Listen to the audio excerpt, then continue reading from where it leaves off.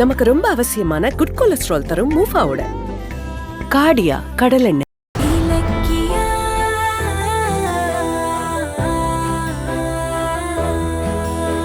என்ன ஜானு, கோயில்ல இருந்து வந்தது கிச்சன்ல பிஸி ஆயிட்டியா? அம்மா இலக்கியா எங்க? அவ ரூமுக்கு போனா இன்னும் வெளியில வரல. அப்படியா?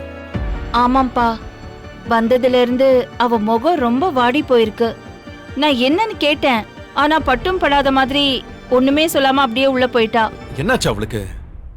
கோயில்ல அவ சந்தோஷமா தானே இருந்தா, அங்க இருந்து வீட்டுக்கு வர்றதுக்குள்ள அப்படியே என்ன பிரச்சனையாச்சு? தெரியலப்பா, ஆனா அவ அப்படி இருக்கும்போது என் மனசுக்கு ரொம்ப கஷ்டமா இருக்கு. ஏன்பா, நீ அவகிட்ட கேள என்ன ஆச்சுன்னு கேளுப்பா. அதெல்லாம் ஒண்ணும் இருக்காது ஜானு. கோயிலுக்கு காலையில சாப்பிடாம வந்தால அந்த டயர்டா இருக்கும். நீ சும்மா மனசை போட்டு குழப்பிக்காத, நான் பாத்துக்கிறேன், நீ போ. அப்படிங்கிறியா? இருந்தாலும் அவ அவ அப்படி இருந்தா எனக்கு ரொம்ப கவலையா இருக்குப்பா. போய் பாரு, எனக்கு கிச்சன்ல கொஞ்சம் வேலை இருக்கு, நான் முடிச்சிட்டு வரேன்.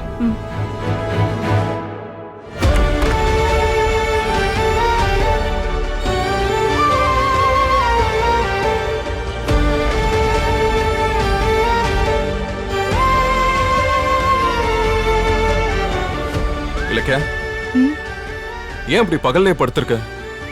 என்ன உடம்பு சரியில்லையா?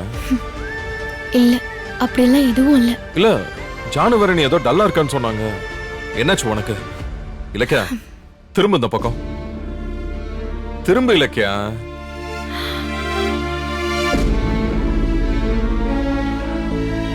ஏய், என்ன உன் முகத்துல வழக்கமான உற்சாகமே இல்லையா?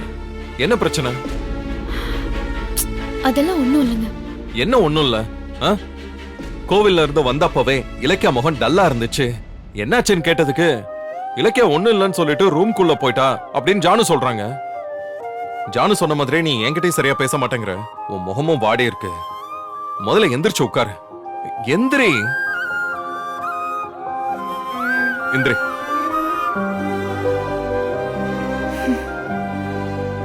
என்னன்னு சொல்லு இலக்கியா, சொல்லு. உன் பிரச்சனை என்ன? கோயில்ல சந்தோஷமா தானே இருந்த? பிரியா கிட்ட கார்த்திக் நடந்துகிட்டதெல்லாம் பார்த்து நீயும் சந்தோஷப்பட்டல்ல? அதுக்குள்ள என்னாச்சு?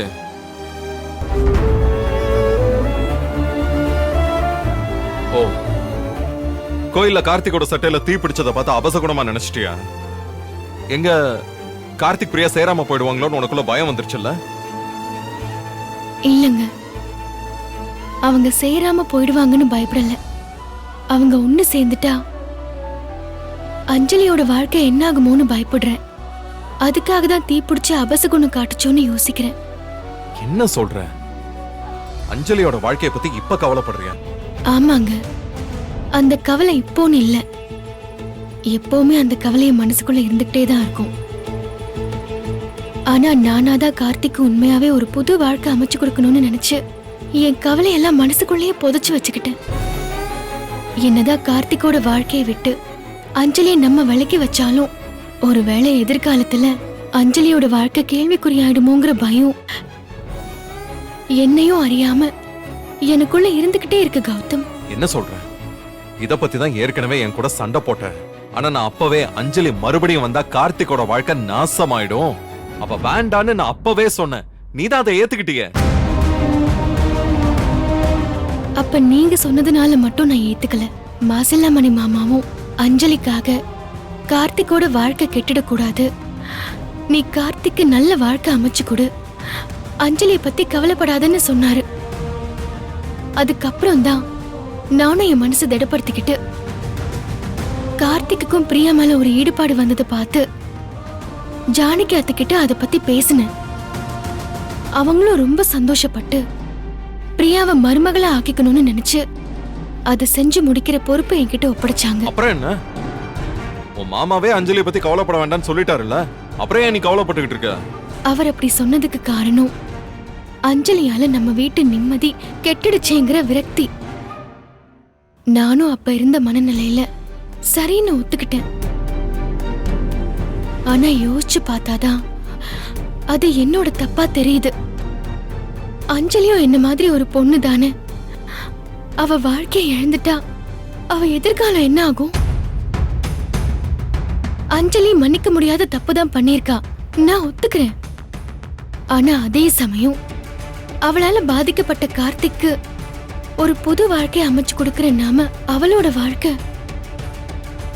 சீரழிஞ்சு போகுதுங்கறத பத்தி நினைக்க மறந்துட்டோமேன்னு தோணுது.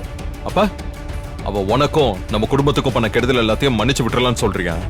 ஐயோ, அப்படி இல்ல கௌதம். அவ எனக்கும் நம்ம குடும்பத்துக்கும் கெடுதல் பண்ணாங்கிறதுக்காக அவ வாழ்க்கை அழியறத பார்த்துட்டு சந்தோஷப்பட்டுட்டு இருக்க முடியாது. அதுல மனிதாபிமானமும் இருக்காதுன்னு தான் சொல்றேன். கார்த்திக்கு ஒரு நல்ல வாழ்க்கை அமையணும்னு ஒரு தாயா ஜானகி அத்தையும் ஒரு அண்ணனா நீங்களும் ஆசைப்படுறீங்க. உங்க 2 பேர் ஆசையிலுமே நியாயம் இருக்கிறதுனாலதான் நானும் பிரியாவை கார்த்திகோட சேர்த்து வைக்க சப்போர்ட்டா இருக்கேன். ஆனா அதே சமயம் நான் பண்ற இந்த விஷயத்தினால இன்னொரு பொண்ணோட வாழ்க்கை அழிய போகுதுங்கிற நிலைமை என் மனசு அரிச்சுக்கிட்டே இருக்கு. எனக்கு நல்லா தெரியும் கௌதம், அஞ்சலி கார்த்திகை தவிர வேற யாரையும் மனசால கூட நினைச்சு பார்க்க மாட்டா.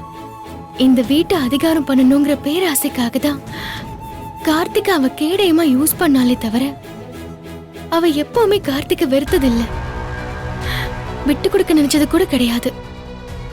இப்ப கார்த்திக் பிரியாவை கல்யாணம் பண்ற சூழ்நிலை ஏற்பட்டுச்சுன்னா அஞ்சலிக்கு புகுந்த வீடும் இல்லாம போய் பிறந்த வீடும் அந்நியமாயிடும். அதுக்கப்புறம் அஞ்சலி என்ன பண்ணுவா? கோயில்ல கார்த்திக் பிரியாவோட க்ளோஸா பழகிறத பார்த்துதான் எனக்கே இந்த பயம் வந்துச்சு. கோயில்ல பார்த்ததுக்கு அப்புறம் அந்த பயம் வந்துச்சா? இல்ல ரோட்ல ஒரு சம்பவத்தை பாத்திய அதுக்கப்புறம் அந்த பயம் வந்துச்சா? என்ன அப்படி பாக்குற? ரோட்ல நடந்த சம்பவத்தை பார்த்து உனக்குள்ள நடந்த போராட்டத்தை நானும் கவனிச்சேன்.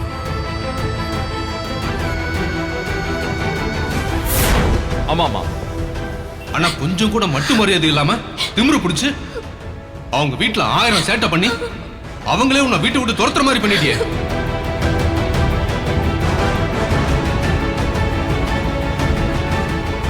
ஆனா நீ அவங்கள படுத்தின பாட்டுக்கு உன் தலையில மண்ணை போட்டுக்கிட்டு வந்து நிக்கிறிய. இனி புருஷன் வீடு இல்லாம வைத்து பிடிச்சு அலைய போறேன். அதை பார்த்து நாங்க காலை ஃபுல்லா அலணும். இதெல்லாம் எங்க தலையெடுத்து.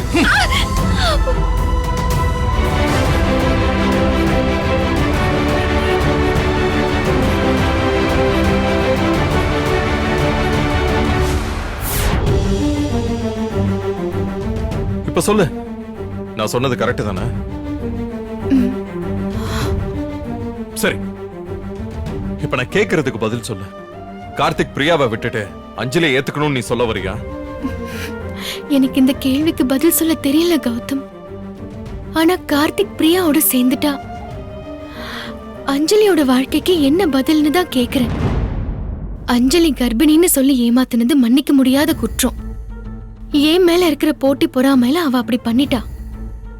ஆனா அதுக்காக அவளோட தாலியை புடுங்கிறது சரியான தண்டனையான்னு எனக்கு ஒரே குழப்பமா இருக்கு. அஞ்சலி நமக்கு பண்ணது துரோகம்னா நாம அஞ்சலிக்கு பண்ண போறதுக்கு பேர் என்னன்னு எனக்கு தெரியலங்க. அஞ்சலி காலம் முழுக்க வாழ வெட்டியா இருந்து வயிறு எரிஞ்சு கிடந்தான்னா கார்த்திக் பிரியாவை கல்யாணம் பண்ண பிறகு சந்தோஷமா இருக்க முடியுமா? அப்போ கார்த்திகையும் பிரியாவையும் ஒண்ணு சேர்க்கறதுக்கு நீ ஏன் அவ்வளவு பாடுபட்ட? நான் தான் சொன்னேனேங்க, கார்த்திக் ஒரு நல்ல வாழ்க்கை அமைச்சு தரணுங்கிற ஒரு நல்ல எண்ணத்துல செஞ்சேன். இப்ப கார்த்திக்கும் பிரியாவும் நெருங்க நெருங்க நான் புதைச்சு வச்சிருந்த பயம் என்னையே அறியாம வெடிக்க ஆரம்பிச்சிருச்சு. ஒருத்தைய அழ வச்சுட்டு மத்தவங்களை சந்தோஷப்படுத்துறதுங்கிறது சரியாங்கிற கேள்விக்கு என்ன பதில்னே எனக்கு தெரியல.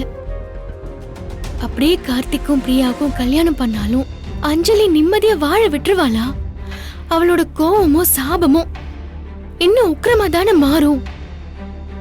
இதால எல்லாரோட நிம்மதியும் கெட்டு போனா அதெல்லாம் நம்ம எப்படிங்க ஃபேஸ் பண்ண போறோம்?